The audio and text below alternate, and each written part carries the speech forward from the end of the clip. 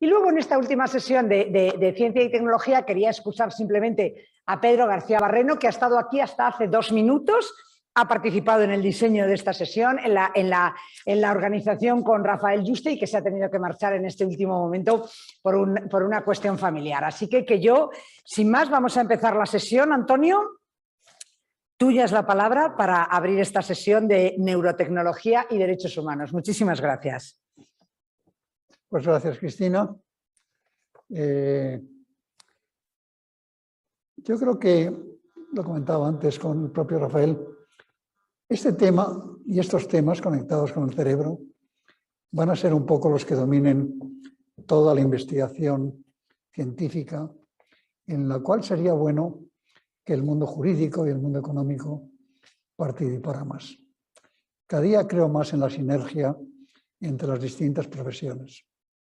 Yo creo que los científicos tienen que aceptar de una vez, que yo creo que lo aceptan, que todos los avances científicos tienen consecuencias legales, a veces buenas, a veces malas, a veces controlables, a veces poco controlables, y que esa conexión entre esos mundos tiene que ser pues, una conexión muy leal, y que sería bueno para el mundo jurídico conocer de antemano incluso qué tipo de evolución científica es previsible para poder participar en el debate intelectual.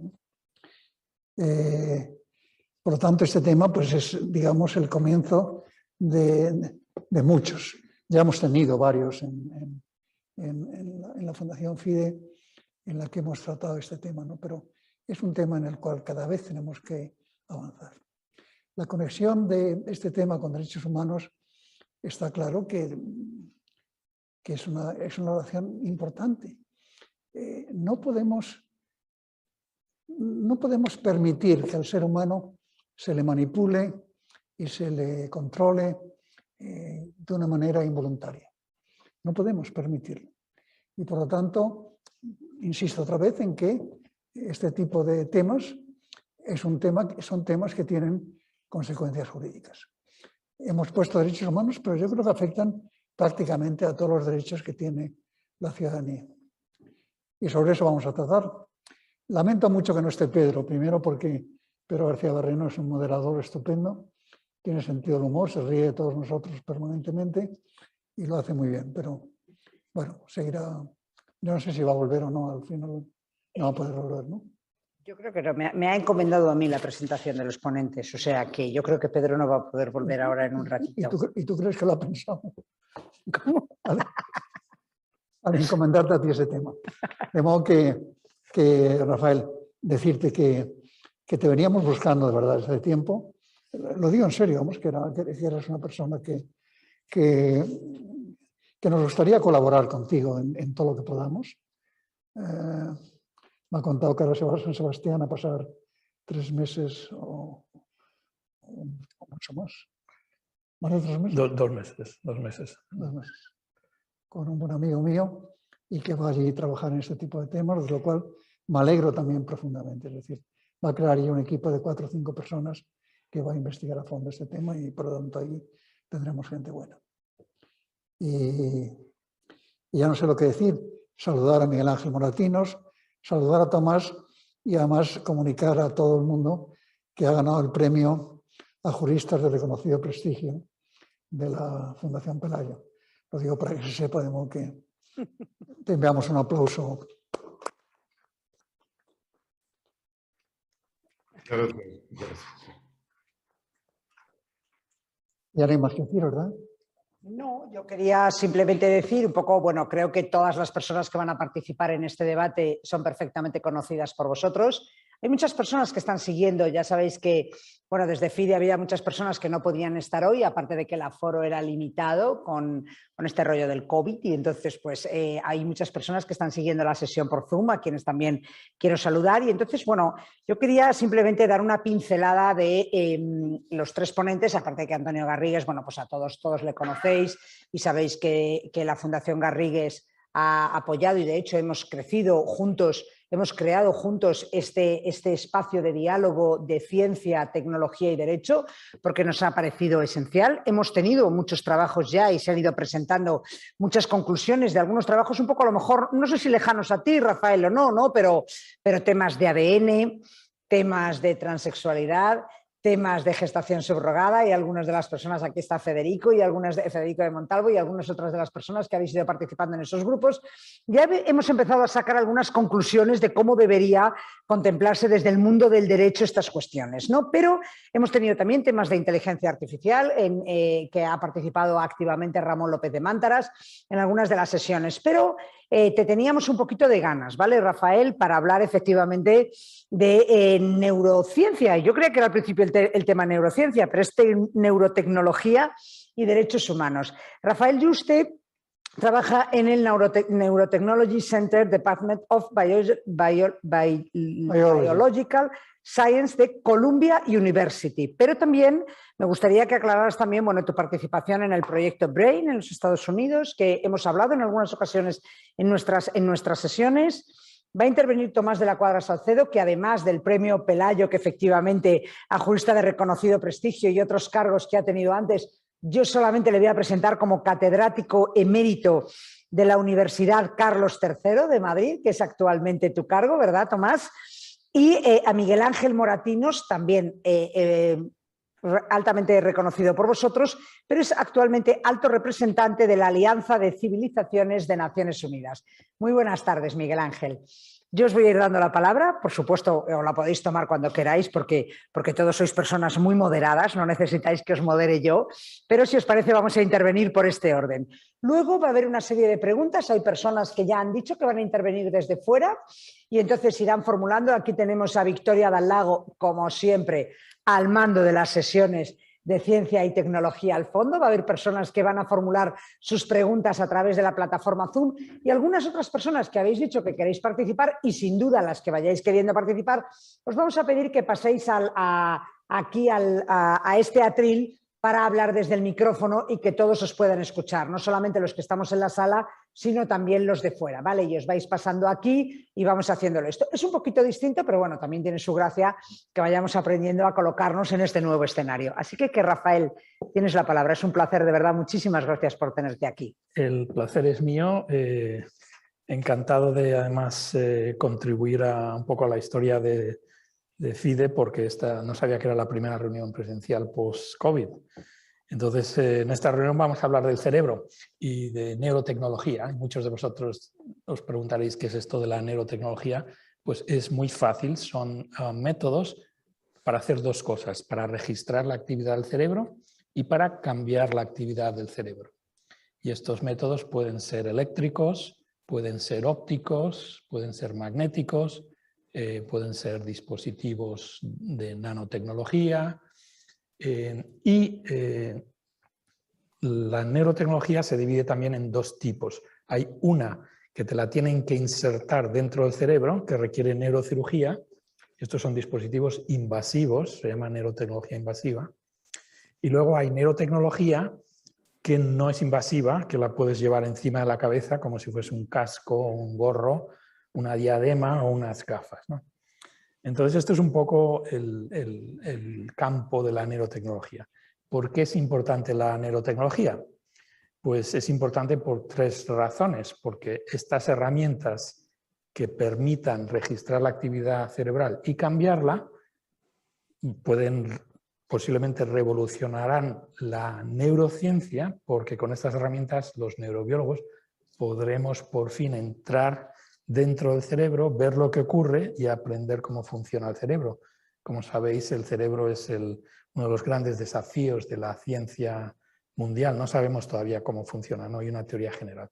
Entonces, si tuviésemos esta neurotecnología, no al día siguiente, pero van a ser herramientas imprescindibles para poder descifrar el cerebro.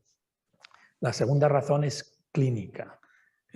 Seguro que cada uno de vosotros tiene familiares o amigos que sufren de enfermedades mentales o neurológicas, como pueden ser el Alzheimer, esquizofrenia, epilepsia, retrasos mentales, ictus, parálisis, depresión, ansiedad. Y sabéis muy bien que no tienen solución. Estas enfermedades cerebrales no tienen cura, a pesar de los esfuerzos heroicos de los psiquiatras y los neurólogos. Tienen las manos atadas detrás de la espalda porque no conocemos cómo funciona el órgano, con lo cual no podemos arreglar el problema.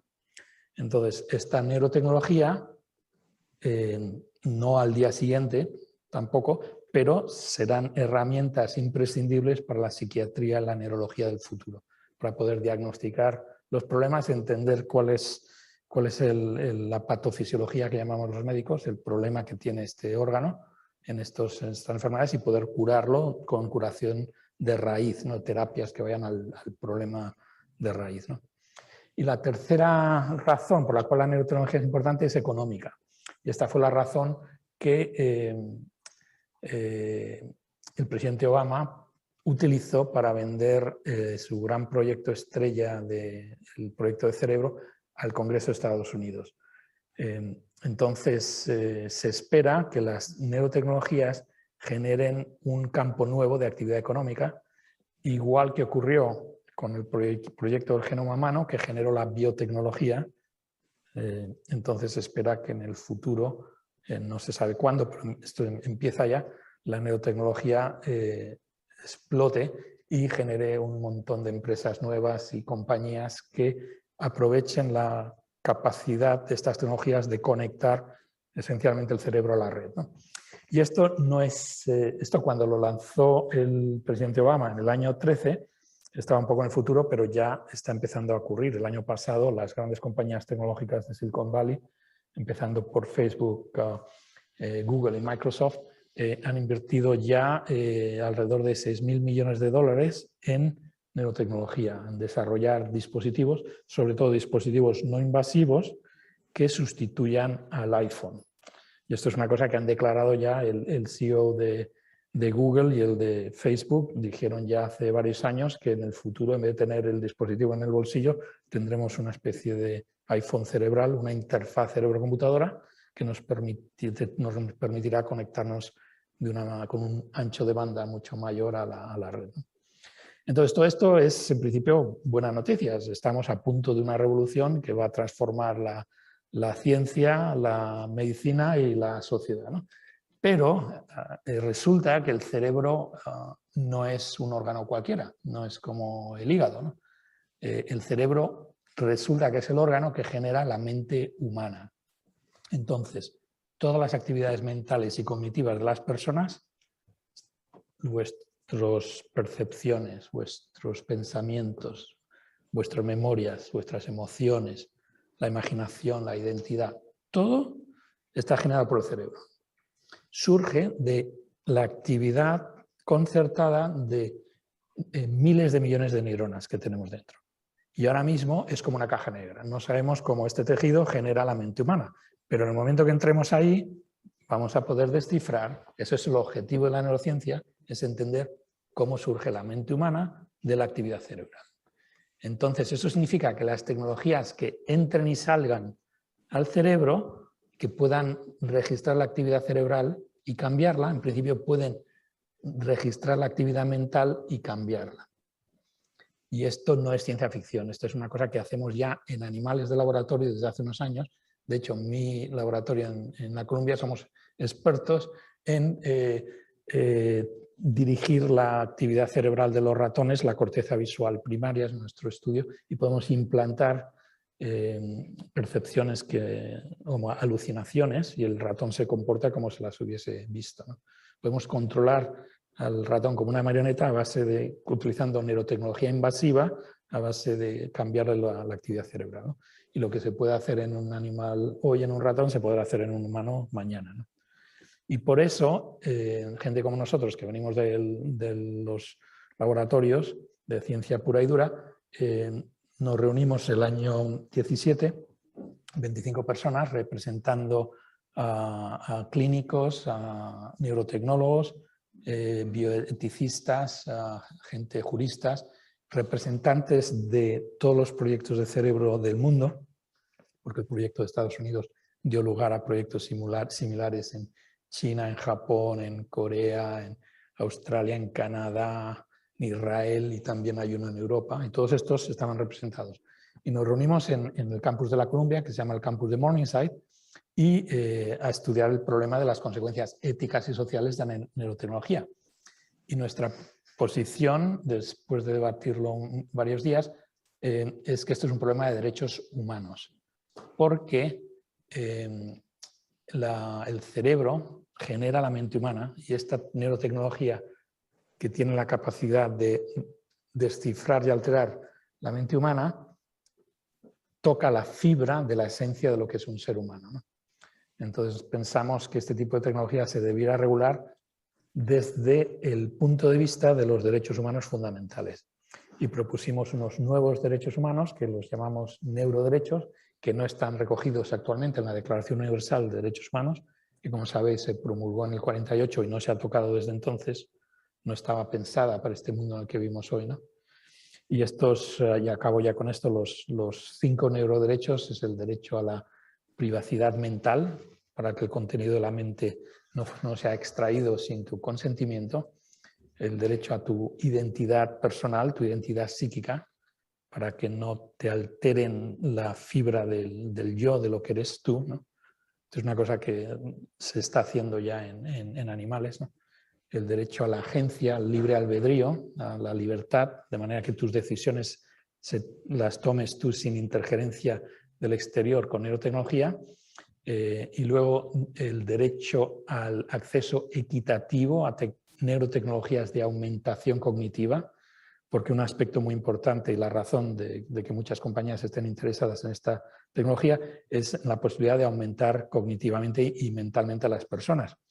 Entonces esto va a ser, puede ser una revolución para bien de la humanidad, pero también corre el riesgo de dejar hacer una humanidad de 2 velocidades, gente que está aumentada, gente que no está aumentada. Entonces nosotros creemos que esto se tiene que dirimir desde el punto de vista del principio universal de justicia, que es un acceso equitativo a estas neurotecnologías. Y el último son los derechos, el derecho a la protección en contra de los sesgos, porque estas neurotecnologías vienen asociadas con inteligencia artificial y de manera que los algoritmos que se implanten en el cerebro que estén libres de sesgos.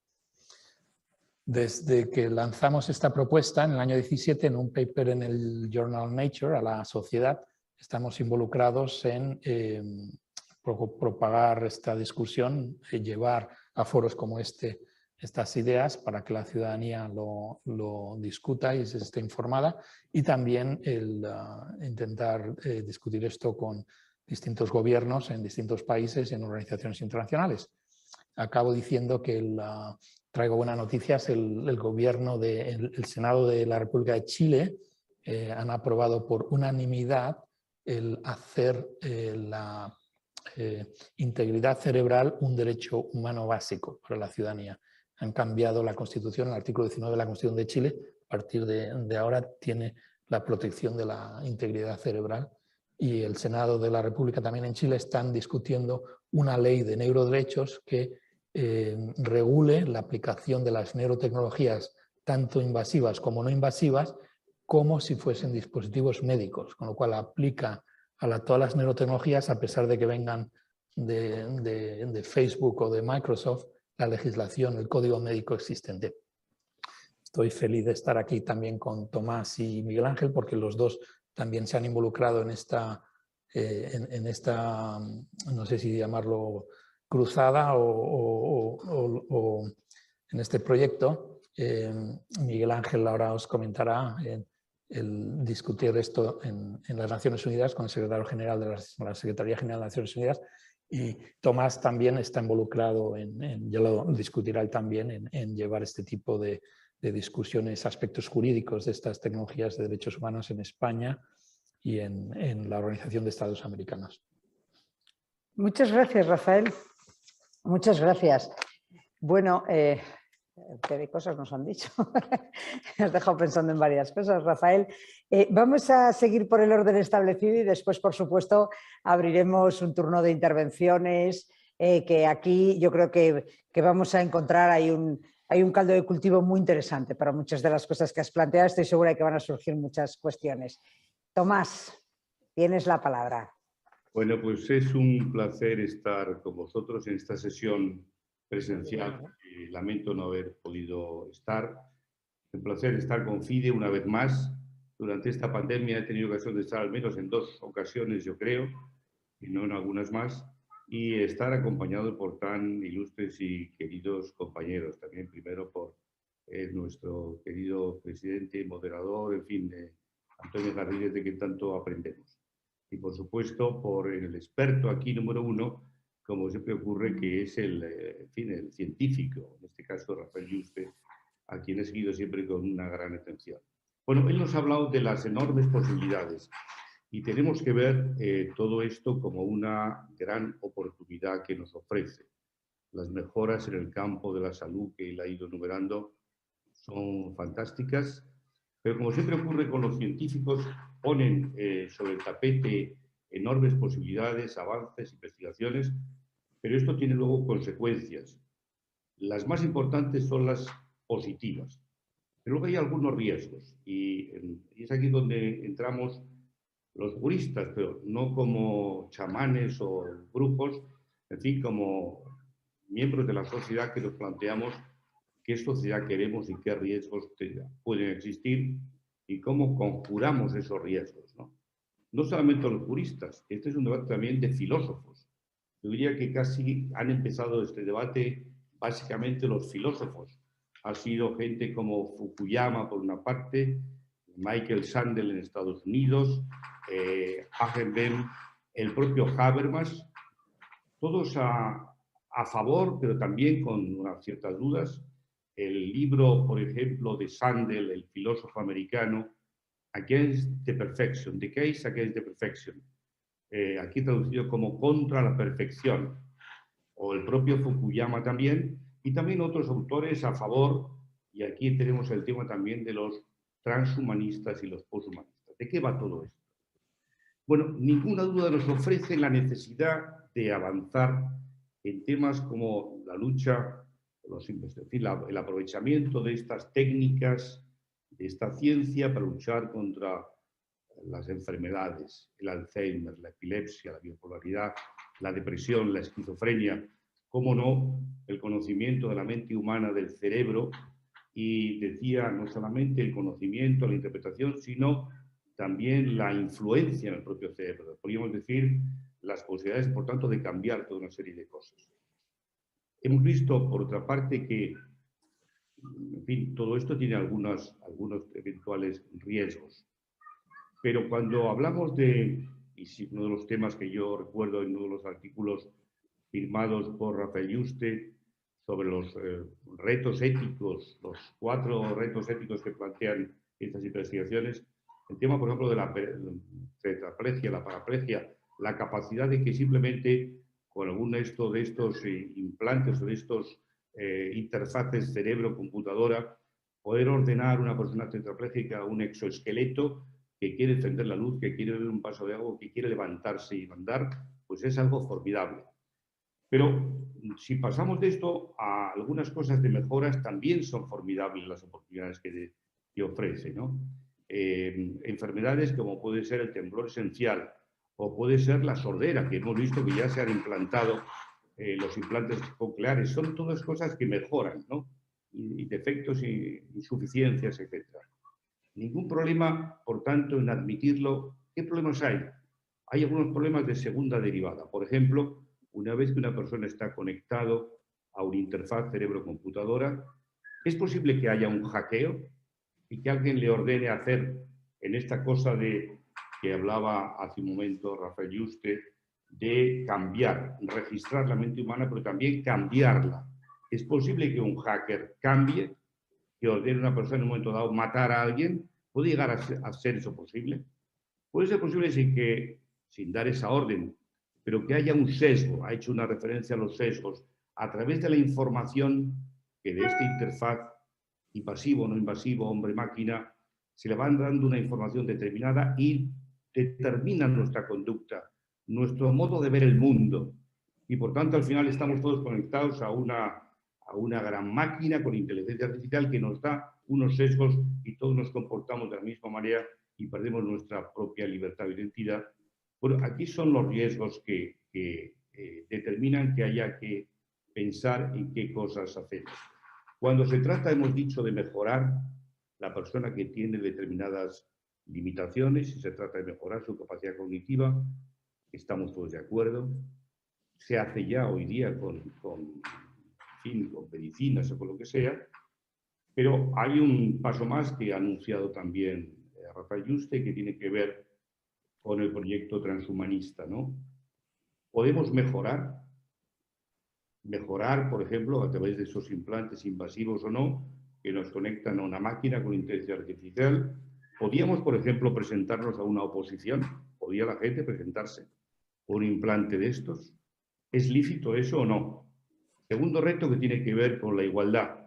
¿Es posible que unos se presenten, unos tengan este tipo de interfaces y otros no? ¿Qué diferencias hay? Vamos a hacer dos especies humanas, y el otro tema es ya el poshumanismo y hasta dónde se puede ir. Incluso podemos hacer una especie de cyborg, hombres, mitad máquinas, conectados y además con, en fin, con exoesqueletos o con lo que sea. Bueno, hay toda una serie de problemáticas. La más importante es, diríamos, hay unas que son derivadas, que son la posibilidad de que a través de este conocimiento y de este cambio de nuestra actividad cerebral, pues por una parte se nos mejore a los que tienen enfermedades, pero aquellos que no solamente no es que tengan enfermedades, sino que quieren mejorar, es el Human Enhancement, que, en fin, propugnan muchas sociedades transhumanistas y contra las cuales he dicho que hay también filósofos que se manifiestan en contra, como Michael Sandel, por ejemplo, el propio Habermas, de alguna forma indirectamente también, o Fukuyama, nos plantea un reto. Tenemos que decir en qué condiciones todo esto se puede hacer. Y esto plantea algunos problemas jurídicos de diverso tipo. Uno es, ¿cuál es el título de intervención? Porque podríamos decir, tenemos aquí una especie de tensión entre algún derecho que es la libertad, por ejemplo, la libertad para mejorar, ¿no? Alguien puede decir, tengo el derecho a ser mejorado, o la libertad de producción y creación artística y científica, ¿no? Tengo derecho a investigar lo que yo quiera. Sabemos que eso tiene límites. En el ámbito de la biotecnología, por ejemplo, bueno, pues la manipulación de los genes humanos tiene efectos positivos, pero podría tener efectos negativos prohibidos. La creación, por ejemplo, de quimeras, ¿no? La mezcla de personas o de identidades o de seres distintos para obtener una especie de quimeras. Bueno, todo esto nos parece también debates éticos, ¿no? Y el debate también es cuál es un problema de tensión entre libertades, la libertad, por ejemplo, de producción científica y creación científica, y las demás libertades. Y, por ejemplo, decimos la libertad, la protección de datos, que es, diríamos, de alguna forma, tal vez la primera que se ha invocado en algún momento como el fundamento de la intervención en este campo, ¿no? La protección de datos, pero esto va más allá de la protección de datos. Es verdad que todos, en fin, el registro de nuestra actividad cerebral y las posibilidades de cambiar nuestra actividad o de manipularla, si se quiere, de alguna forma, al final se hace mediante datos. Todo esto se transforma en datos y se dan órdenes al cerebro. Son datos, pero esto va más allá de los datos. La idea de los datos en nuestra Constitución, en el artículo 18.4, es los datos, el uso de la informática en relación con el honor, la intimidad, etc. Es verdad que el Tribunal Constitucional ha dicho que no solamente es esta suma de distintos derechos, sino que es esa especie de derecho autónomo, la autodeterminación informativa, etc. Pero aquí es todavía algo más. Ha hablado Rafael de que aquí estamos penetrándonos en la mente, casi en lo más profundo de la identidad humana. Es algo que afecta, ¿no? Imaginemos con estas interfaces cerebro-computadora, invasivas o no, se puede llegar a manipular. Se decía, yo recuerdo en ese artículo For Ethical Question, me parece que se titulaba, en la revista Nature que publicasteis hace ya unos años, el tema, por ejemplo, de usarlo para el combate, para los combatientes, ¿no? Para incentivar a un combatiente, pero puede ser también para que la gente tenga sesgos o tome decisiones. Bueno, y el mismo hecho, otro de los aspectos es, por tanto, una vez que se está metiendo en la mente humana, nos vale sin más el derecho a la protección de datos o esto va más allá? Es el derecho de la identidad. ¿Cómo construimos esto? Y está también este reto que probablemente haya que plantearse, se acaba de meter en esta declaración del Senado chileno y se va a meter en una ley. Estoy participando también en un comité sobre este tema del desarrollo en Iberoamérica de toda la legislación que afecta a este tema de los neuroderechos y hay una gran inquietud en este aspecto. También en Europa, por cierto, se han hecho informes enormemente interesantes y una enorme preocupación. Pero se puede plantear si es útil, yo creo que puede ser conveniente meterlo en la Constitución. Siempre afirmo que en el fondo no hay más derecho que los que están en las constituciones, en la Declaración de Derechos, que se basan en un sustrato único, que es la dignidad de la persona humana y los derechos que le son inherentes, el libre desarrollo de la personalidad. Es verdad que luego, ante los avances científicos, se abren nuevos escenarios que nos pueden obligar a concretar esos derechos que tienen que ver con la dignidad de la persona humana, a concretarlos. Pero no pensemos que son derechos nuevos, son derechos que están afincados en el ser humano.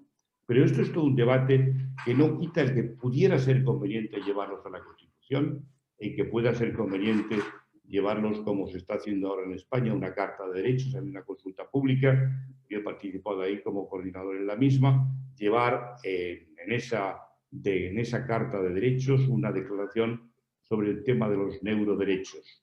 Y aquí el tema es que de todas formas estas declaraciones, ya sea en la Constitución, en una ley, tienen que ser a la vez cautelosas. En el sentido, y voy terminando, no sé si me estoy pasando, decirme si me estoy pasando de tiempo, hay que ser cautelosos porque ni podemos paralizar los progresos y los logros que se pueden conseguir con estas investigaciones, y eso podría ocurrir si queremos empezar a regularlo desde ahora mismo, pero a la vez tampoco podemos ser ciegos a los riesgos que implican.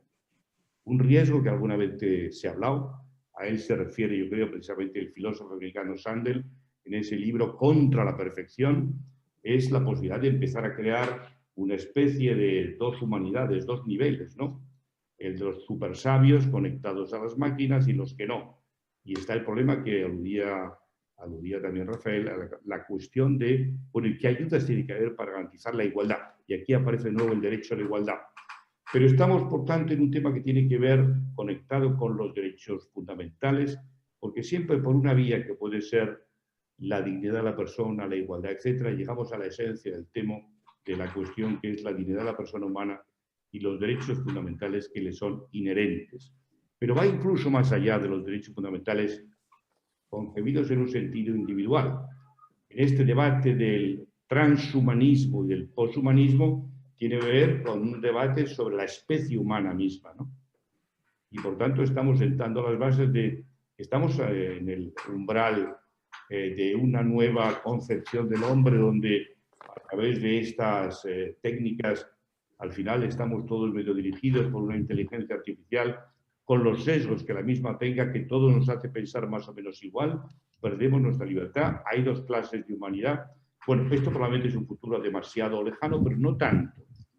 Pero en todo caso, el más inmediato es el cómo definimos, y si hay que definir un derecho específico, porque es verdad que la idea de la protección de datos, aunque los interfaces, cerebro-ordenador, al final se hagan a través de datos, y también los mensajes o las órdenes o las decisiones que desde fuera puedan venir a un cerebro, a alguien, por ejemplo, que tenga una esquizofrenia, que tenga que recibir desde fuera, nos plantea algunos retos que nos exigen establecer principios de ordenación.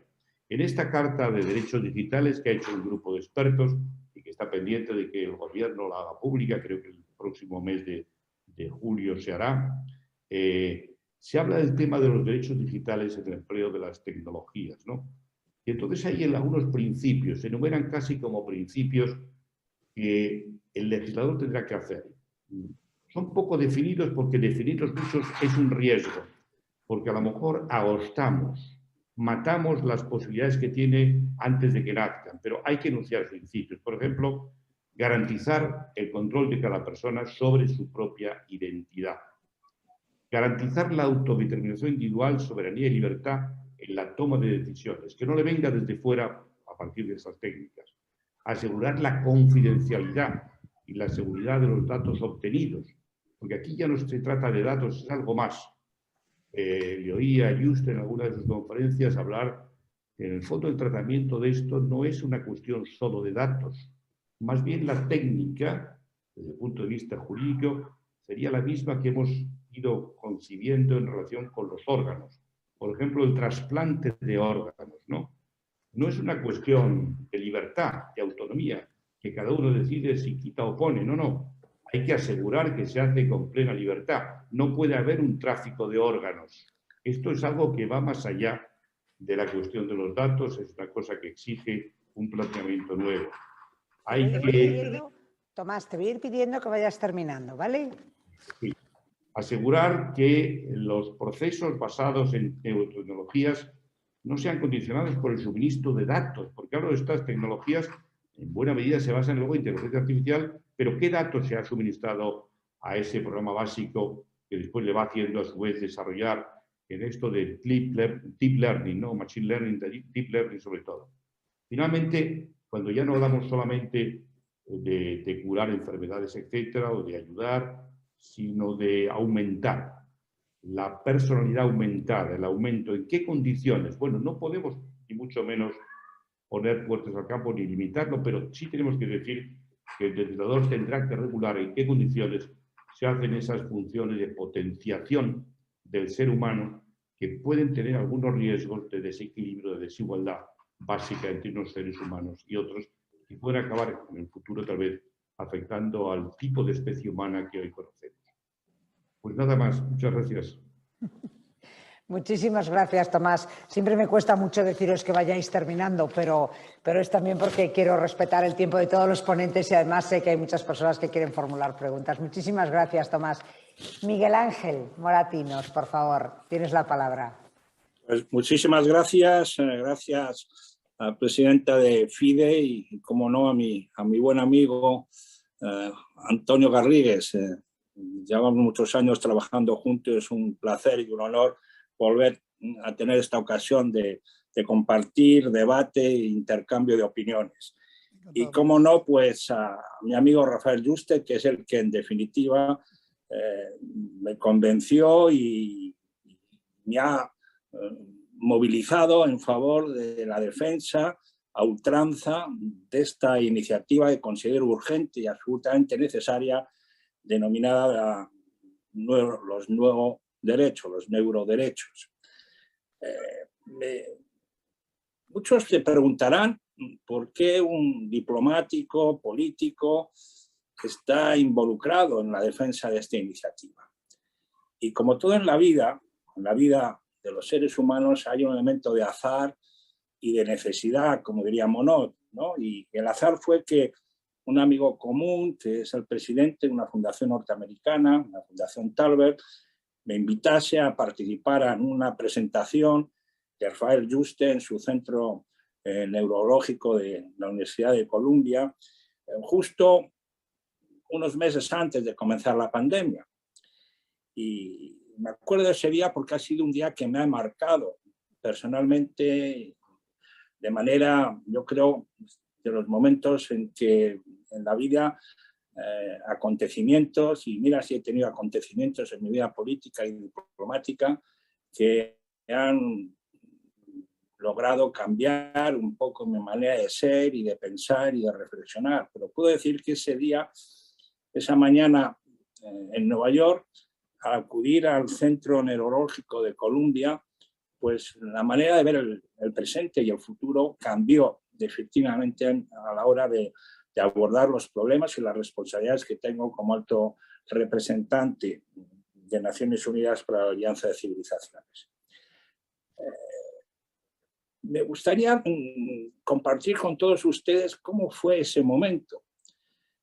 Se llega al centro donde Rafael Juste tiene su laboratorio. Es un centro, un edificio moderno. De hecho, realizado por un arquitecto español, y junto a él, de manera adyacente, se encuentra un edificio bajo en ladrillo rojo, típico del Nueva York de comienzo del siglo XX.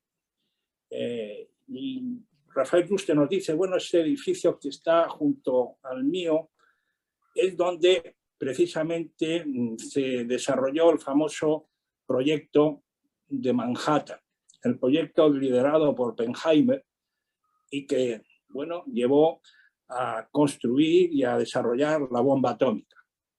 Esa bomba atómica que se determinó al final de la Segunda Guerra Mundial, pero que llevó a decir al propio Oppenheimer, a raíz de lo que ocurrió en Hiroshima, en Fukuyama, en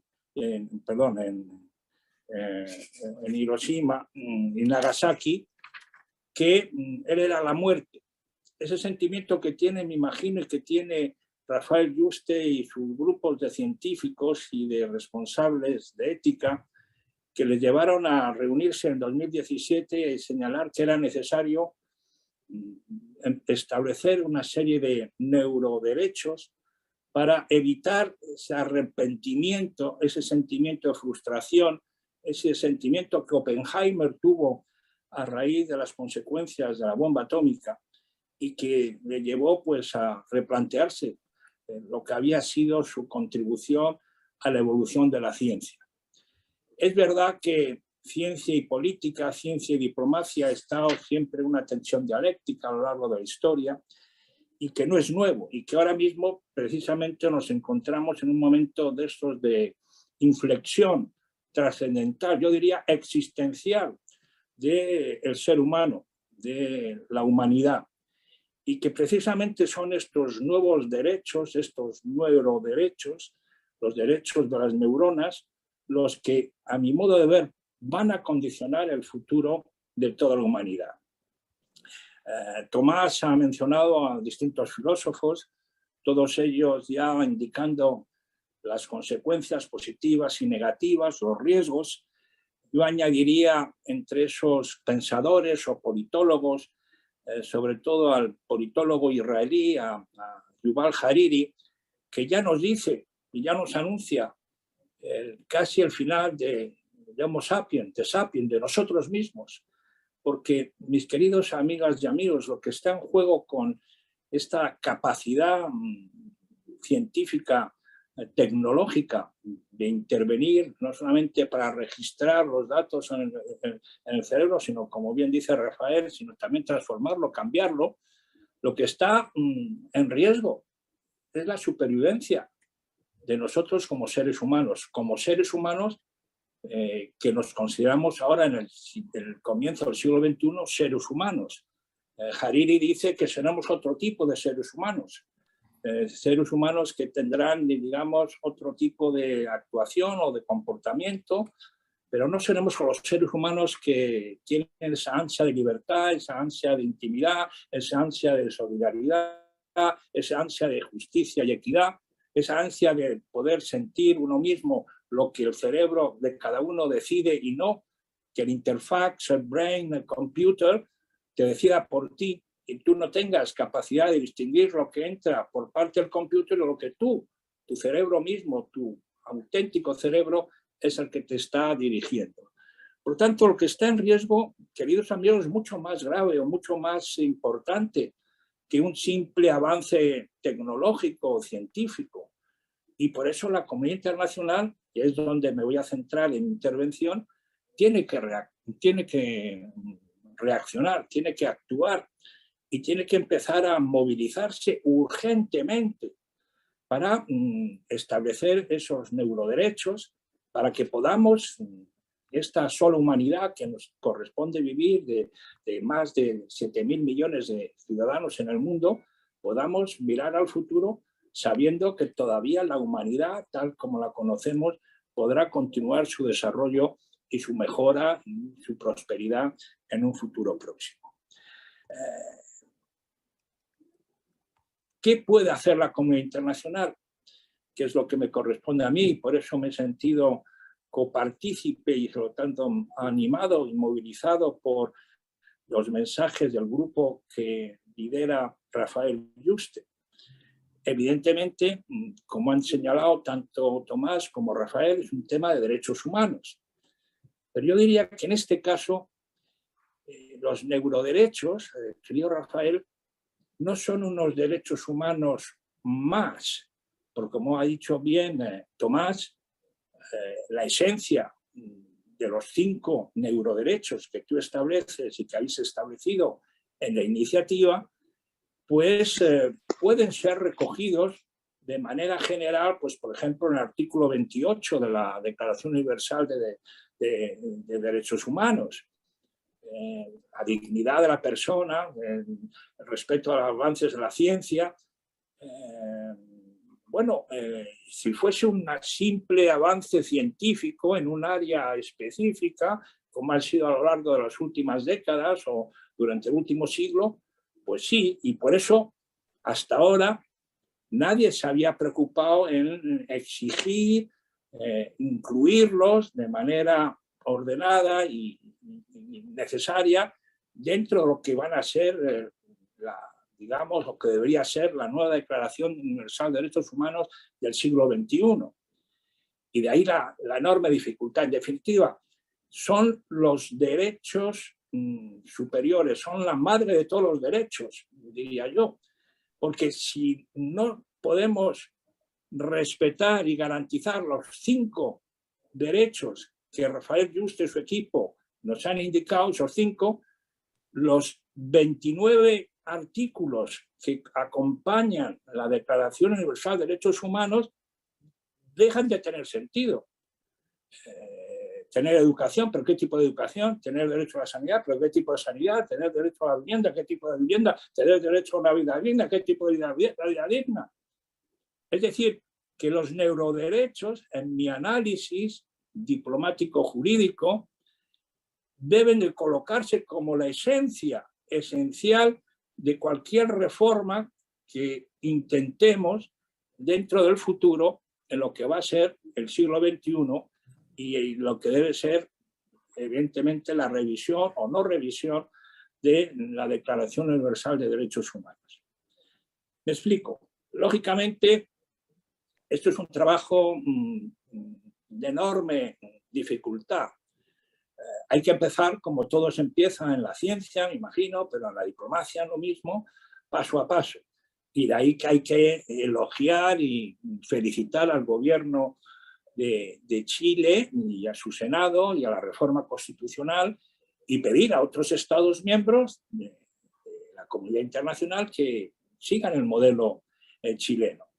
El artículo 19, que la verdad dice todo, de la Constitución, no tengo tiempo, pero lo pueden consultar, la reforma de la Constitución chilena, refleja claramente la preocupación de esos 5 elementos de neuroderechos que expresa Rafael Yuste. Bueno, habrá que entonces movilizar a los estados. Y por qué no pensar, por ejemplo, ya que estamos en clave nacional española y tenemos la suerte de contar con Rafael Yuste, hispano-norteamericano, norteamericano-hispano, según en este mundo global, ¿por qué no utilizar al gobierno de España con el chileno para que propongan urgentemente a la Asamblea General de Naciones Unidas una resolución en donde pidan el reconocimiento y la adopción de estos neuroderechos? Y esa Asamblea General, esa resolución, que tiene el apoyo después de la entrevista, el intercambio que tuvo Rafael Yuste con el secretario general de Naciones Unidas, Antonio Guterres, y sé que el secretario general está tremendamente favorable a apoyar e impulsar este proyecto, pues puede servir de plataforma para llevar a la gran batalla que debe librarse, yo imagino, cuando cumplamos 75 años de la Declaración Universal de Derechos Humanos, del año 2023, y ahí se va a plantear el debate.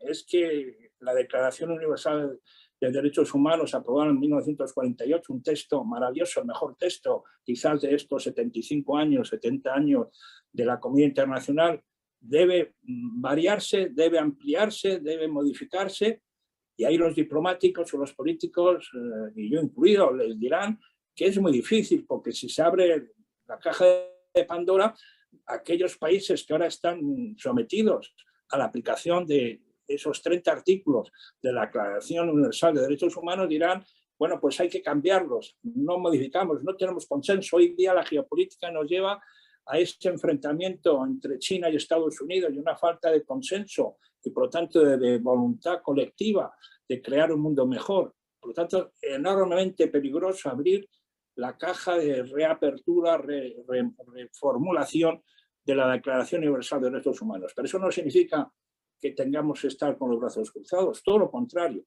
Tendremos que dirigirnos a la alta comisaria de Derechos Humanos de Naciones Unidas, a Michelle Bachelet, que por cierto es chilena, antigua presidenta de Chile, y pedirla la manera en que podemos en 2023 adoptar solemnemente una serie de protocolos adjuntos con el mismo valor jurídico.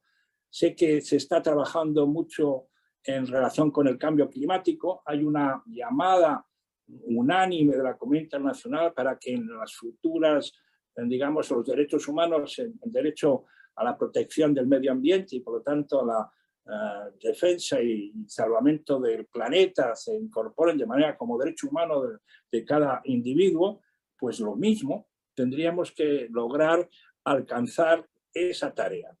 Por lo tanto, creo que hay urgencia y hay voluntad de movilizarnos todos. Porque lo que está en juego, y aquí concluyo mi primera intervención, es enormemente preocupante. Decimos que lo que nos preocupa de esta neurotecnología es que nos puede cambiar el comportamiento, la conducta humana. Pero es que, queridos amigos y amigas, ya sin una intervención invasiva, como puede ser el colocar el chip o fuera o dentro del cerebro, la economista norteamericana Susanna Zuboff, en su libro que les recomiendo, En la era del capitalismo de vigilancia, nos dice que las empresas de Silicon Valley ya nos están cambiando el comportamiento sin siquiera introducirnos el chip en el cerebro. Todas las compañías, Facebook, Google, ya nos modifican, ya nos controlan, ya nos dicen lo que tenemos que votar o no votar, lo que tenemos que consumir o no consumir. Imagínense ustedes ya enchufados al computador y en manos del señor Musk o de los señores Google o Facebook. Frente al totalitarismo ideológico político de algunos países o de algunos regímenes políticos, estaría el totalitarismo tecnológico de estas compañías. Y eso es lo que tenemos que evitar. Por lo tanto, queridos amigos, yo creo que la iniciativa Neuroderechos es urgente, debe ser un elemento de movilización colectiva, porque lo que está en riesgo es la supervivencia de Sapiens. Muchísimas gracias, Miguel Ángel. Muchísimas gracias por tu intervención, Tomás, Rafael. Ha llegado el momento del debate. Hay algunas palabras pedidas. No sé si antes de que empiece el debate, Antonio, ¿quieres comentar algo? Yo quería, Rafael, primero manifestarme muy de acuerdo con Miguel Ángel por la importancia de colocar el tema de neuroderechos en la palabra derechos de una manera muy firme y muy categórica. Avanzar por ahí sin... Espera, que hay un problema, parece que hay un... Ah. Sí, hay incluso esto. Muchas gracias. Es que algo pasa. Repito que me han encantado vuestras intervenciones y además estoy de acuerdo con vosotros, con ambos, en que la palabra derechos tiene que estar muy relacionada y muy fija en el tema de los avances en materia de cerebros. Pero yo tengo dos preguntas que sí me gustaría hacer concretamente a Rafael. Uno es, todos hemos visto que cuando una persona se jubila, todos hemos tenido amigos con los cuales hemos mantenido una relación muy dinámica, muy activa, se jubilan y al cabo de 2 años como que se apagan. No es un tema menor, digo, todos hemos tenido ese problema. Lo cual quiere decir que el cerebro tiene algo de músculo y que el ejercicio intelectual refuerza ese músculo. Yo creo que eso se puede afirmar categóricamente, es decir, que cuando una persona deja de pensar o deja de leer o deja de ejercitar el cerebro pierde capacidad. Yo creo que sí. Y luego una pregunta, porque como te has dicho muy bien, todos los que estamos aquí tenemos gente relacionada con enfermedades cerebrales, ¿no? Últimamente en el tema de Alzheimer han salido noticias diciendo que parecía que se avanzaba de una manera importante. Tú nos podrías confirmar si ha habido avances importantes en Alzheimer o no. Pero me interesa también el tema del ejercicio intelectual porque me parece que eso debería poner en cuestión el derecho a la jubilación. Yo creo que el ser humano no tiene derecho a jubilarse. No tiene derecho a jubilarse, no tiene derecho. Puede cambiar de oficio, pero no tiene derecho a jubilarse. Porque si es verdad que la jubilación en general genera una pobreza del cerebro, pues habrá que pensar si hay derecho a la jubilación o no. En una época de recriminación de derechos, o sea, de aspiración a derechos, ya nos están poniendo más obligaciones, Antonio. Como siempre, exigiéndonos más, Antonio. No, Rafael, por favor. No tomes esto en broma. Sí. ¿Utilizo el micrófono? No. Sí. Quédatelo, Antonio, porque parece que el contacto contigo ha lesionado tu micrófono. No, me ha lesionado el cerebro.